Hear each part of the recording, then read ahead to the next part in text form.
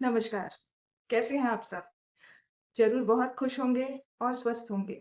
दिवाली आ रही है, सबके मन में, सबके घर में दिवाली की धूम चल रही है, सफाई चल रही है और दिवाली की तैयारियाँ भी चल रही हैं। कई मन में सवाल भी हैं, क्या करना शुभ होगा, क्या करना अशुभ होगा, क्या करें या ना करें?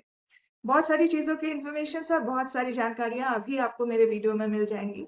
जैसे धनतेरस में आपको क्या लेना ज़रूरी है, कैसे यम दिया को जलाया जाता है, और लक्ष्मी पोटली कैसे आप खुद अपने घर में अपने हाथों से बना सकते हैं, कैसे लक्ष्मी यंत्र को और कुबेर यंत्र को किस तरह से स्थापित कर सकते हैं। ये सारे पॉइंट्स में बातें होंगी इस वीडियो में। आप जान लीजिए, अगर आप मेरे सब्सक्राइबर हैं तो आप बिल्कुल जानिए, और जो आज पहली बार मेरे वीडियो को देख रहे हैं वो प्लीज़ सब्सक्राइब कर लें और नोटिफ़िकेशन पाने के लिए आप बेल आइकन को ज़रूर दबाएँ।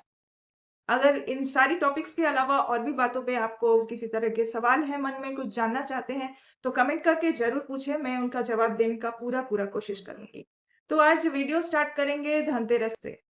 तो धनतेरस में क्या लेना ज़रूरी है, कैसा लेना ज़रूरी है, क्या-क्या करना ज़रूरी है, ये सारी बातें मैं आपको बताऊँगी। तो धनतेरस में हम कई प्रेशियस मेटल लेते हैं, बर्तन लेते हैं, वाहन लेते हैं और कुछ इलेक्ट्रॉनिक अप्लायंसेस भी लोग लेते हैं। तो आप चाहे जितना कुछ बड़ा खरीद लें, जितना प्रेशियस खरीद लें, सोना हो, चांदी हो, प्लैटिनम हो, कुछ भी खरीद लीजिए। लेकिन आपको अपने घर के लिए बहुत ज़रूरी चीज़ें, जो आपके रोज़मर्रा की ज़िंदगी में काम आती हैं, जो लक्ष्मी के प्रतीक मानी जाती हैं, वो सारी चीज़ें मैं आपको बताने जा रही हूँ। बड़े ध्यान से सुनिएगा कि आपको क्या लेना ज़रूरी है। तो इस दिन आपको झाड़ू लेना बहुत ज़रूरी है। फूल वाली जो झाड़ू होती है, वो झाड़ू आप ले लीजिए। साथ में आप थोड़े से चावल लीजिए, चीनी ज़रूर लें, नमक ले लें और हल्दी की जो गाँठ आती है, सूखी हुई हल्दी की गाँठ, वो ज़रूर लें।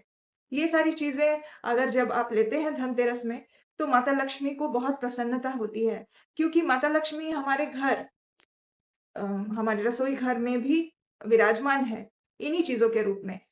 साथ में आपको थोड़ा-सा धनिया ज़रूर लेना चाहिए, चाहे आप 100 ग्राम भी धनिया ले सकते हैं, क्योंकि पूजा में धनिया आपको चढ़ाना है।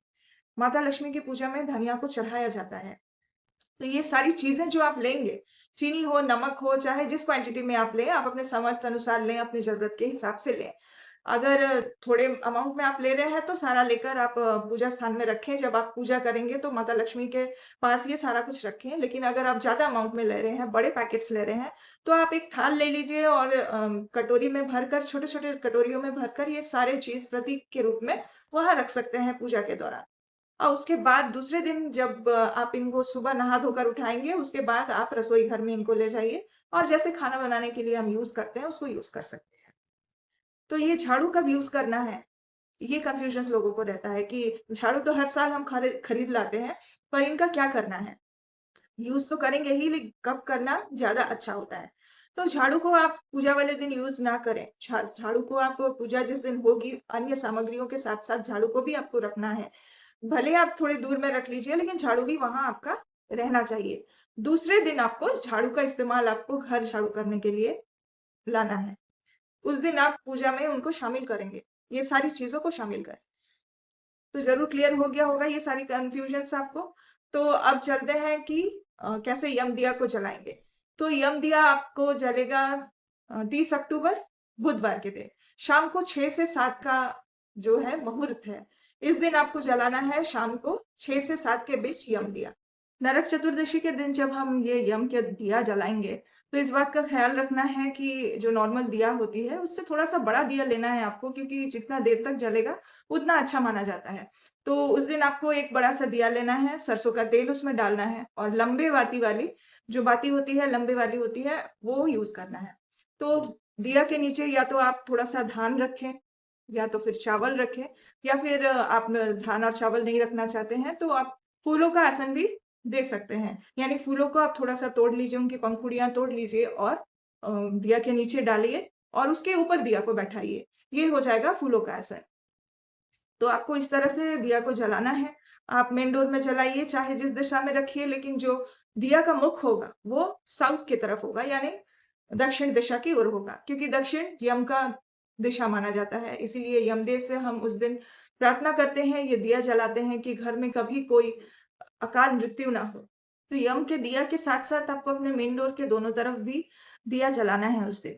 ये काम आपको धनतेरस के दिन भी करना है। धनतेरस के दिन जब शाम हो जाएगी, आप शाम में कुबेर जी की पूजा करेंगे और लक्ष्मी जी की पूजा करेंगे, भगवान धन्वंतरि की पूजा करेंगे।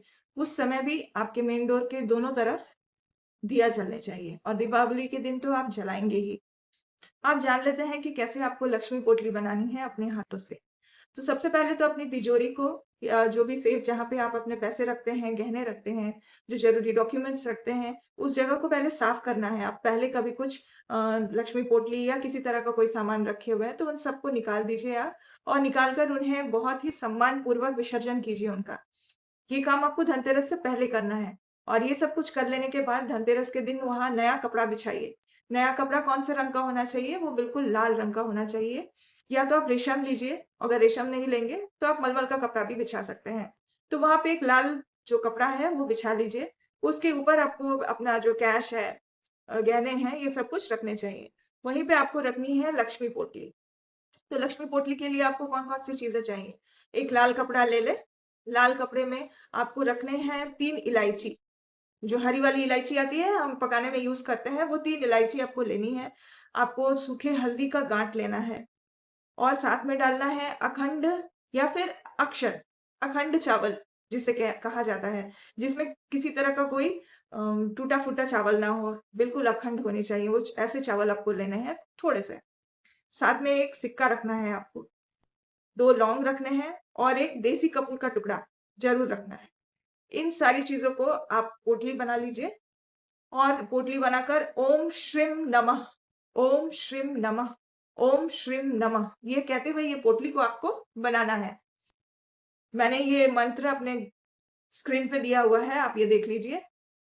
इस मंत्र को बोलते हुए ये पोटली आपको बनानी है और पूजा में आपको ये पोटली रखनी है माँ के चरणों के सामने। जब माँ के चरणों के सामने ये पोटली आप रखेंगे और पूजा करेंगे, प्रार्थना करेंगे, माँ की कृपा से ये भरपूर परिपूर्ण हो जाएगा। उसके बाद दूसरे दिन सुबह जब आप सारी सामग्रियाँ समेटेंगे नहा धोकर शुद्ध होने के बाद, तब ये पोटली आपको लेकर अपने सेफ में रख देना है। इसी तरह आप लक्ष्मी यंत्र को भी वहाँ स्थापित करिए। आप अगर जो मेटल में मिलते हैं, तांबे के मेटल में मिलते हैं लक्ष्मी यंत्र, ये आप खरीद रहे हैं, तो वो भी लगा सकते हैं आप या तो आप अपने घर में अपने हाथों से बना सकते हैं। मैंने अपने स्क्रीन में दिया हुआ है, आप ये देख लीजिए कि ये सारे जो नंबर्स हैं, किस तरह से आपको लिखने हैं। हमेशा लाल पेन का यूज़ कीजिए। एक व्हाइट स्क्वायर पेपर लीजिए, लाल पेन से ये सारे खाने बनाइए और ये सारे नंबर्स आपको लाल पेन से ही लिखने हैं। तो ये इन चीज़ों को भी आप वहाँ पे पूजा के स्थान के सामने रखेंगे, पूजा करेंगे और दिवाली के दूसरे दिन नहा धोकर शुद्ध होकर इन चीज़ों को वहाँ से उठाना है, माँ से प्रार्थना करनी है और पूरे विश्वास के साथ अपने सेफ में इनको स्थापित करना है। तो माँ की कृपा साल भर बने रहेगी आपके ऊपर। जैसे कि आप जानते ही हैं कि माँ तो चंचला है, लक्ष्मी चलायमान है। तो आप जितना खर्च करेंगे, लक्ष्मी उतना आएँगी आपके पास और लक्ष्मी जाती रहती हैं, आती रहती हैं। पर इनको अगर आप संचय करना चाहते हैं, तो संचय के देवता हैं कुबेर जी। तो कुबेर यंत्र का स्थापना अगर आप अपने तिजोरी में करते हैं या फिर कुबेर यंत्र को अपने वॉलेट में रखते हैं, पर्स में रखते हैं, तो आपके खर्चों में जो है थोड़ा-सा रोक लग जाता है। आप सोच समझ कर खर्च करने लगते हैं। पैसा भरपूर होता है आपके पास, लेकिन आप सोच समझ कर खर्च करते हैं, क्योंकि कुबेर जी हैं संचय के देवता। वो आपको संचय करने में मदद करते हैं। तो जब अपने सेफ में या फिर अपने पर्स में जब आप ये यंत्र रखेंगे, तो आप सोच समझ के खर्च करने लगेंगे, जो कि आपके लिए बहुत अच्छा है। माता लक्ष्मी आपको बहुत दे रही है, आप उन्हें बचाकर, सँभाल कर चलाएँ। माता लक्ष्मी आपके पास आती रहें, इस चीज़ का ख़्याल आपको बिल्कुल रखना है, क्योंकि माता लक्ष्मी वहीं आती है जहाँ उनको सम्मान मिलता है। जो पात्र होते हैं माता लक्ष्मी को पाने का, जो मेहनत के साथ-साथ अपने जो ज़रूरी चीज़ें हैं माता लक्ष्मी को पाने के लिए वो सब कुछ करते हैं, तो माता लक्ष्मी उनके पास ज़रूर आते हैं। जैसे कि आपको अगर वॉलेट में ये सब कुछ रखना है, तो आपका वॉलेट बिल्कुल अच्छा होना चाहिए। आप बार-बार ये चाहते हैं कि माता लक्ष्मी आपके पास आएँ, तो आपको अपने वॉलेट को हमेशा साफ-सुथरा रखना चाहिए। कोई यहाँ-वहाँ के बिल हुए या फिर दूसरों के विज़िटिंग कार्ड्स हुए, इन सारी चीज़ों को आपको हटा देने हैं। रेगुलरली ये सफाई आपको अपने वॉलेट की करनी चाहिए। माता लक्ष्मी के जो प्रतीक है वो है कैश। वो कैश को आप हमेशा रखें। अपने वॉलेट में चाहे आप क्रेडिट कार्ड यूज़ करें, डेबिट कार्ड यूज़ करें, जितना मर्ज़ी उतना ऑनलाइन पेमेंट कर लें, लेकिन आपको कुछ अमाउंट ऑफ कैश हमेशा अपने वॉलेट में रखने हैं। क्योंकि कैश ही है जो माता लक्ष्मी के प्रतीक है। आप जितने मर्ज़ी कार्ड रखना चाहें, रख सकते हैं, लेकिन कैश थोड़े अमाउंट में भी होना बहुत ज़रूरी है, आपके सेफ में भी और आपके वॉलेट में। ये बात महिलाएँ बहुत अच्छी तरह से जानती हैं कि उनके पास एक ऐसा सेफ प्लेस है, जहाँ वो पैसे को संचय करती हैं, जहाँ से वो पैसा निकालना नहीं चाहती। जहाँ वो चाहती हैं कि और पैसे आते जाएँ, पर वहाँ से पैसे निकालने की ज़रूरत कभी ना पड़ना चाहिए।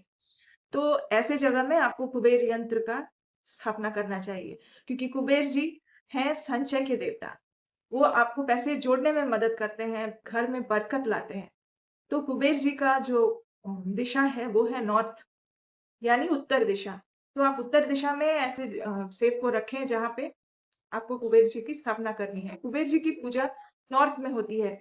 उनके जो यंत्र हैं या उनकी पूजा आपको नॉर्थ में ही रखने चाहिए, नॉर्थ में रख के ही उनकी पूजा की जाती है। ठीक लक्ष्मी यंत्र की तरह कुबेर यंत्र को भी आपको बनाना है, अपने हाथों से अपने घर में बना सकते हैं। वही स्क्वायर व्हाइट पेपर लेना है आपको, रेड पेन का इस्तेमाल करना है, ये मेरे स्क्रीन पे दिया हुआ है, आप ये देख लीजिए और बिल्कुल इसी तरह से इसे बनाइए और पूजा के वक़्त माता लक्ष्मी के चरणों के पास रखिए और दूसरे दिन जहाँ पे आप स्थापित करना चाहते हैं कुबेर यंत्र, आपके सेफ में, ठीक उसी जगह स्थापना उनकी कीजिए, उनकी पूजा कीजिए, आपके घर में साल भर बरकत चलती रहेगी। तो ये थे सारे इन्फॉर्मेशंस जो मैंने कहा था आपको मैं बताऊँगी। अब आपको अगले वीडियो में मिलेंगे आपके बहुत सारे सवालों का जवाब। जैसे कि रंगोली हम क्यों बनाते हैं? कहाँ-कहाँ वो दीपक प्रज्वलित करना बहुत ज़रूरी है। वैसे तो सजावट के लिए हम हर जगह दीपक जलाते हैं, पर कुछ ऐसे इम्पोर्टेंट जगह हैं जो आपके घर में दीपक उस दिन जलने बहुत ज़्यादा ज़रूरी है। तो ये सारे सवालों के जवाब लेकर आ रही हूँ मैं नेक्स्ट वीडियो में। तब तक करिए मेरा इंतज़ार। नमस्कार।